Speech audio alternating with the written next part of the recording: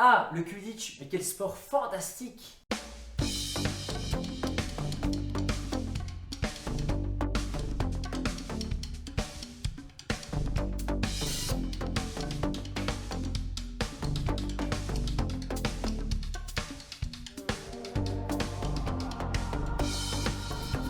Alors oui, c'est vrai, le Quidditch, en tant que fan d'Harry Potter, on l'adore.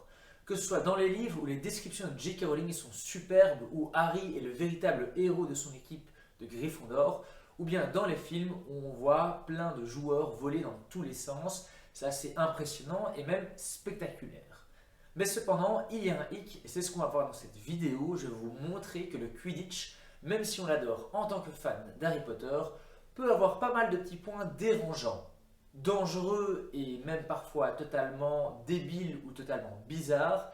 Je vais vous montrer ce qui cloche avec le Quidditch. Let's go!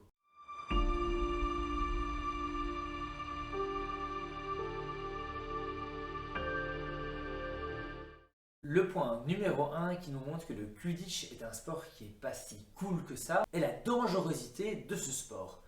En effet, on le remarque assez vite et même dès le premier tome ou dès le premier film, le nombre de blessures que l'on peut avoir en Quidditch est assez impressionnant. Alors bien sûr, il y a certaines phases comme le balai ensorcelé de Harry en première année ou le cognard fou en deuxième année qui sont des actions qui n'auraient pas dû exister. Néanmoins, il y a quand même pas mal de blessures qui peuvent arriver. Quand on voit par exemple que dans Harry Potter 3, Harry tombe de son balai depuis une trentaine de mètres au-dessus du sol, voilà, là il y a clairement un risque de mort si jamais Dumbledore n'était pas intervenu pour le sauver. Donc ça c'est quand même des choses qui sont fortement impressionnantes. Alors oui, il y avait des détraqueurs qui ont causé cette chute, mais en soi, une mauvaise manœuvre avec le balai aurait pu de toute façon créer cette chute. Et donc là, à partir du moment où tous les joueurs se retrouvent généralement à 10, 15, 20 mètres au-dessus du sol, n'importe quelle chute, en fait, est mortelle, sauf si quelqu'un est là pour lancer un sort qui va permettre de ralentir la chute. Si le sort est mal effectué, il est possible que la personne qui tombe meure tout simplement.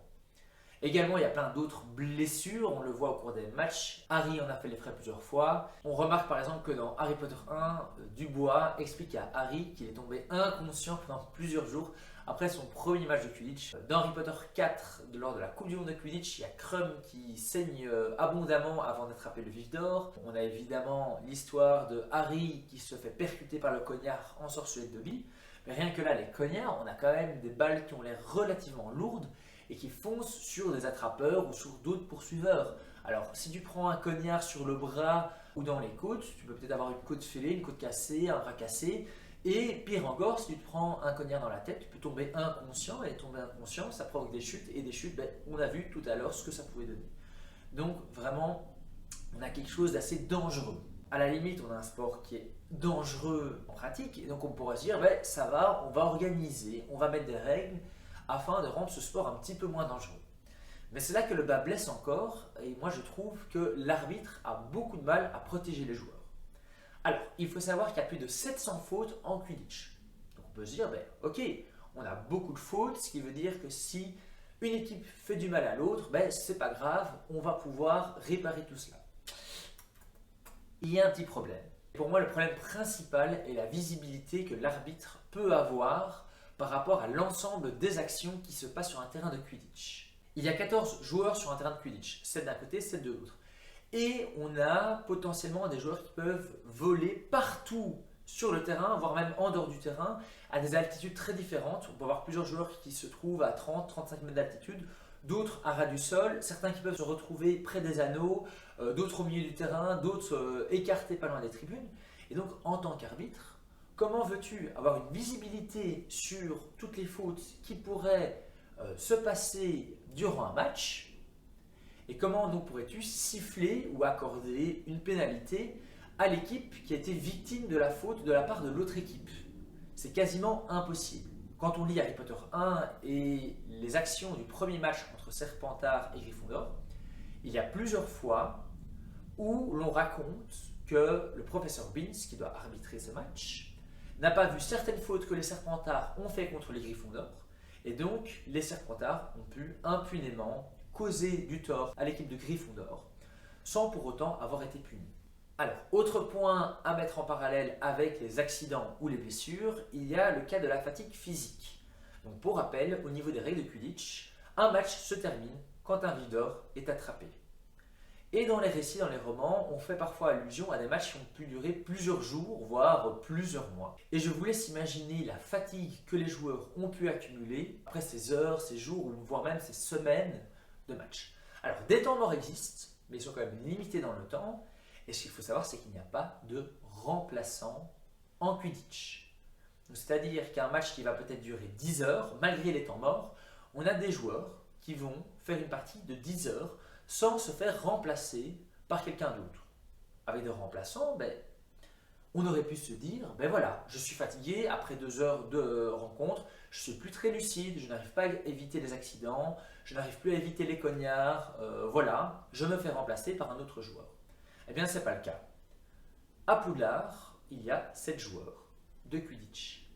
Nous n'avons pas un entraînement avec une dizaine ou une quinzaine de joueurs. Par exemple, quand Harry est capitaine de l'équipe de Quidditch en 6e année, il doit sélectionner 3 poursuiveurs, 2 batteurs, un gardien et un attrapeur. Il n'y a pas de remplaçant à sélectionner. Et donc, la fatigue engendrée par des longues heures de match peut causer encore plus d'accidents parce que, évidemment, plus on est fatigué, plus il y a le risque qu'on se blesse, plus il y a le risque qu'on ne soit pas très lucide et que des accidents, malheureusement, puissent arriver. Pour résumer ce point, je dirais que si le sport est bon pour la santé, le Quidditch peut être dangereux, voire très dangereux pour la santé.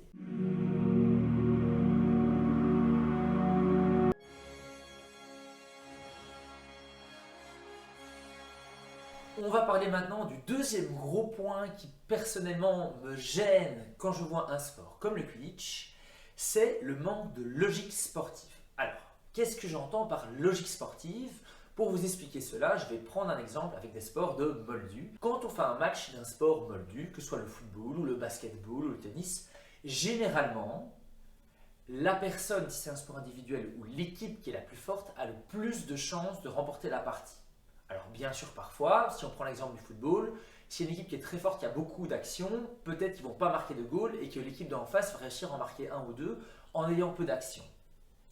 Donc ce sera une surprise en quelque sorte que l'autre équipe gagne et la logique sportive n'est pas vraiment respectée. En Quidditch, je trouve qu'il est beaucoup plus difficile de faire respecter la logique sportive. Je m'explique. Le gros problème, c'est que l'attrapeur a beaucoup trop d'importance en Quidditch. Prenons un exemple. L'équipe de Poufsouffle joue contre l'équipe de Quidditch de Serre d'Aigle. L'équipe de Serre d'Aigle domine outrageusement le match. Les poursuiveurs sont très forts, le gardien est très fort, etc. Il marque pas mal de points.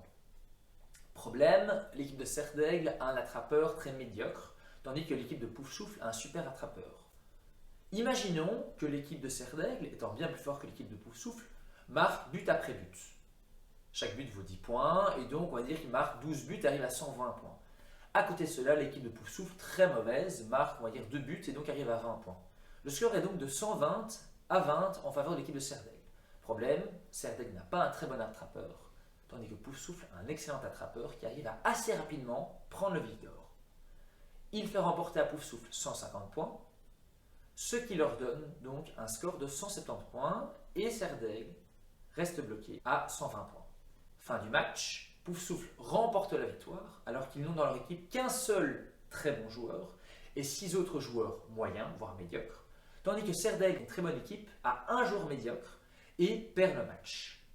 Vous voyez, j'espère, par cet exemple, l'influence beaucoup trop grande qu'a l'attrapeur sur le dénouement du match. Et donc là, la logique sportive n'est pas vraiment respectée. On a une équipe qui est très forte comparée à une équipe qui est très moyenne, mais l'équipe très moyenne, en ayant un seul très bon joueur, va pouvoir totalement déstabiliser l'autre équipe et remporter la partie. Alors évidemment, nous, en tant que fans d'Harry Potter lui-même est un attrapeur, c'est le héros, donc on apprécie l'influence qu'il peut avoir. Et d'ailleurs, quand on parcourt un petit peu les livres, l'équipe de Quidditch de Gryffondor a plusieurs fois gagné le championnat, c'est le cas en 3e année par exemple. C'est également le cas en 5e et en 6e année, si je ne me trompe pas. Et à chaque fois, ils ont gagné le tournoi. Pourquoi ? Parce que l'attrapeur, la plupart du temps, avait bien pesé sur la rencontre, que ce soit Harry ou vers la fin Ginny quand Harry a été exclu de son poste d'attrapeur. Et d'ailleurs, dès que Harry attrape le vif d'or, dans les livres ou même dans les films, et à aucun moment on se dit « Zut, il a attrapé le vif d'or, mais le reste de l'équipe n'était pas assez fort et donc en fait Gryffondor a perdu. » Mais non, en fait Harry attrape le vif d'or et hop, il boucle la boucle, 150 points pour Gryffondor, et ils ont, quoi qu'il arrive, ou presque, gagné le match. Par ailleurs, dans les récits Harry Potter, il y a un seul exemple de match où l'attrapeur attrape le vif d'or, mais c'est l'autre équipe qui gagne. C'est lors de la finale de la Coupe du Monde de Quidditch où Victor Krum, pour la Bulgarie, lui rapporte 150 points en attrapant le vif d'or, mais les Irlandais avaient 160 points de plus, ce qui fait que l'Irlande a fini par remporter la Coupe du Monde. Et d'ailleurs, au moment où cela arrive, on raconte dans le livre que les spectateurs sont très étonnés parce que c'est extrêmement rare de voir un attrapeur qui attrape le vif d'or tout en actant la défaite malheureusement de son équipe parce que l'autre équipe a tout simplement été beaucoup trop impressionnante. Et donc si on fait un petit calcul mathématique, pour que attraper le vif d'or n'ait plus aucun intérêt, il faut donc, comme à la finale de la Coupe du Monde, un écart de 160 points parce que le vif d'or permet seulement d'avoir 150 points. Seulement, c'est énorme parce qu'en fait 160 points de différence, cela veut dire qu'une des deux équipes doit marquer 16 buts de plus que l'autre équipe. Autant dire que si la partie est courte et qu'un des deux attrapeurs attrape le vif d'or dans les premières minutes ou peut-être même dans la première heure, c'est déjà foutu. Parce que marquer 15 goals de plus que l'adversaire en peu de temps, je pense que c'est impossible. Donc il faudrait que la partie soit très très longue, qu'avec cette longue partie, on ait quand même une équipe plus forte que l'autre, et qu'à ce moment-là, le pouvoir des attrapeurs soit un petit peu réduit. Tous ces gardiens et les 3 poursuiveurs, pour moi, n'ont très peu d'influence sur le jeu en comparaison avec l'attrapeur. À la limite, et là je peux faire une petite exception concernant l'importance des rôles, pour moi les batteurs ont quand même une certaine influence. Pourquoi? Parce qu'en fait, ils peuvent être directement liés à la performance de l'attrapeur. En effet, un batteur peut servir de garde du corps par rapport à l'attrapeur de son équipe, ou au contraire, attaquer avec les cognards l'attrapeur de l'autre équipe. Et on peut avoir par exemple un attrapeur qui est sur le point d'attraper le vif d'or, mais qui est touché par un cognard. Et donc, ils peuvent avoir une incidence directe sur le fait qu'une équipe ait attrapé ou non le vif d'or. Donc, en résumé, l'attrapeur a le rôle tout puissant. Les batteurs peuvent quand même avoir une certaine influence. Mais pourquoi? Parce qu'ils sont le soutien de l'attrapeur. Et pour moi, les 4 autres joueurs, gardiens et les 3 poursuiveurs, ont quand même une importance qui est moindre. On pourra presque résumer cette idée que l'attrapeur est tout puissant, a une influence extrêmement élevée, parce que Dubois, quand il présente les règles de Quidditch à Harry dans le premier tome, dit que s'il attrape le vif d'or, il gagne presque automatiquement. Et d'ailleurs, même dans le film, c'est beaucoup moins fin que cela. Dubois dit textuellement, si tu attrapes le vif d'or, on gagne. Si tu l'attrapes, Potter, on gagne. Voilà, j'espère que vous aurez apprécié cette petite analyse, ce petit constat sur le Quidditch. Bien sûr, ça reste un sport super chouette à voir quand on regarde les films Harry Potter et ça reste des actions très intéressantes à suivre quand on lit les actions dans les livres de J.K. Rowling. On va pas bouder notre plaisir, néanmoins c'était quand même important de faire cette petite analyse pour nous montrer que le Quidditch était quand même un sport un petit peu paradoxal. J'espère que tu as apprécié la vidéo et on se retrouve pour une autre vidéo prochainement. Salut!